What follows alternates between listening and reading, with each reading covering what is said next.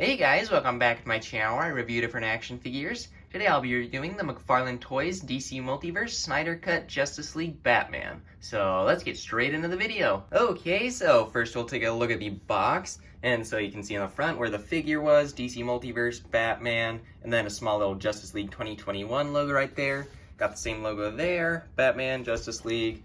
You got the little trading card picture on the back here, as well as all the other figures that you can get from this Justice League wave. And then on the side here, you got Batman, a little window. On the top, a window, Justice League again. And on the bottom, finally, you have some other word stuff and a barcode. So there you have it for the box. All right, now let's take a look at the accessories. And so first, you got the DC Multiverse stand that comes with every figure. It's just in black paint all over. You got a small peg to help the figure stand up, as well as a small little DC logo on there. Next, you have the trading card, which has that picture that was on the back of the box. It says Batman Justice League at the bottom. It's not the same suit right here as the figure, which I hope we get this normal Batfleck suit. I think that'd be cool. But I thought I'd just point that out. And then on the back, you've got the source, real name, no height or weight, and then a small little bio that if you'd like to read, you can pause the video now.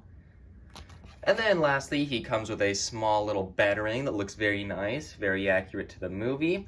I would have liked if maybe there was some silver paint on like the edges here just to make it look a little sharper. I think that would have been a little cool, but it overall does look very good. It's got nice sculpted detail for those grooves and it looks very nice. And if you want to put it in Batman's hand, all you do is just take it like this and just slide it in there like so, and it fits in there very nicely. And so yeah, there you have it for the accessories of this figure. Okay, now let's take a closer look at this figure. And so starting with the head, you can see it does have that likeness to Batfleck right here. Even though it's just his mouth, you can tell. And it just overall looks very nice with his cowl, and he's got those goggles on here. Would have liked a little bit of like silver paint or something to go around there just to kind of break it up, because it does just kind of mesh together there. Would have been a little cooler in my opinion to have a little more paint around the goggles there, but it still does look good. And you've got that nice skin tone, and the lips are painted very nicely. And you can see there's just some different sculpted detail on here with the straps. It looks very nice, and I do like it. You even got some stuff down here on the bottom part of the cowl. Looks very good. And on this cape, it looks very nice, super textured. That it looks like a sort of cloth, fabric-y material or canvas-y texture, and I really like that. It also feels really nice. And then it's got a ton of wrinkle details all over. This is more of a flat cape, which I am fine with. And so I do like this one a lot. And you can just see the little fold details on there. And this one is very flexible. I think their capes have gotten a lot more flexible over time, and I really do like that. I don't like when they're like a stiff, hard plastic on there, so that's very nice. And then moving back to the front, got this sculpted bat signal that is a separate piece. Looks very nice. It looks like it's got some worn details on there. Same with all like the armor and stuff. Got some different nicks and stuff on there. Very nice silver paint all over this armor. Got his gauntlets right here, soft little spikes on the sides. Got some different straps on there too. Again, looks very nice. Got some different texturing all over here. His utility belt is looking a little flat.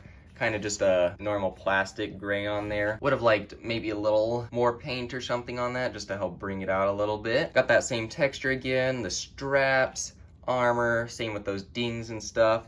You can actually see there's a little bit of a texture on there again. You can see there's actually some little screws on there. Looks very nice. That's a cool detail to have. And then you've even got some armor on his feet here. And also one thing I noticed is my bat emblem right here isn't actually pushed in all the way, so that's a little disappointing. Would have liked that to be a little better. I think a lot of these new Justice League figures have had some QC problems just because they kind of rushed them out. And so that's a little disappointing. I might be able to fix that if I dip them in some hot water and then just push it down myself. We'll just have to see. I hope it goes down more. But overall, I think this figure does look very good and has some nice details all over. And now articulation time. So for the head, it goes up that much and down that much. Got side to side there, as well as some pretty good tilt. Got the arms, which go up that much, can go back and forth. You've also got the bicep swivel. And then you also have the butterfly joint, which has some textured detail on there to help match the suit, so that's very nice. And it also just gives it a little more range in there. And then you got the double jointed elbows, go up that much. Got the wrist, which turns side to side like that, and go back and forth. And then for the torso, you've got going forward, not really that much at all. got back quite a bit, got rotation side to side like that, and nothing really in the lower torso part. And then for the legs, they go forward that much, back that much, out just a little bit. Well, that's more than a little bit, almost to the splits. And then the legs also have a little bit of swivel, but no dedicated cut right there. And then you've got the double jointed knees that go back that far. You've got the feet, which go back and forth, twist side to side. Got the pivot on the sides and toe articulation.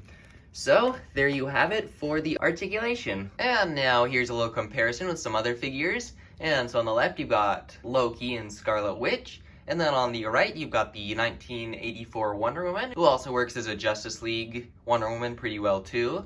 And then also a Rebirth Joker. And so you can see the Marvel Legends are definitely shorter, while these ones look more in scale. And so yeah, they all just look pretty good together. So there's your little comparison. And so now here's some different poses I like to put this figure into.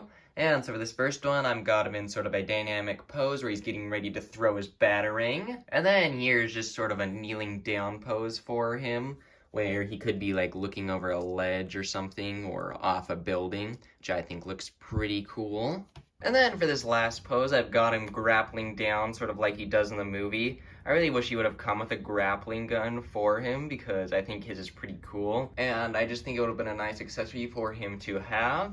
I know it comes with the unmasked Batman variant, but I don't really care for that one. Just doesn't really interest me. So I'll probably just use this grappling gun from the Detective Comics number 1001 if I want to have him with one. And so yeah, there you have it for the different poses I like to put this figure into. Alright, so overall this is a really cool figure, and I do like him a lot. I think they did good on the sculpt of him and his details all over. I think he could have used a little more paint on him, like on his utility belt, just to help bring it out.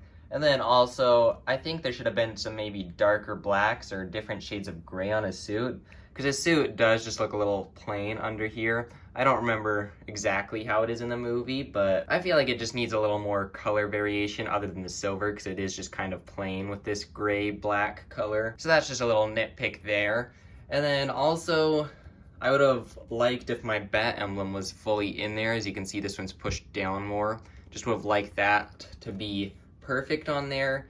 And it seems like these Mcfarlane figures, like I said earlier in the video, have a lot of quality control issues, and some of them just have bad paint mess ups. But he does look good with all his armor and stuff. It's got a bunch of different nicks and details on there. So he does look good, and a bunch of little nicks and details all over there, and his face looks good. And so overall, he does look good. There's just some little things that I would have added and changed to him. And so yeah, he's just very cool overall. And my next review will be of Baron Zemo.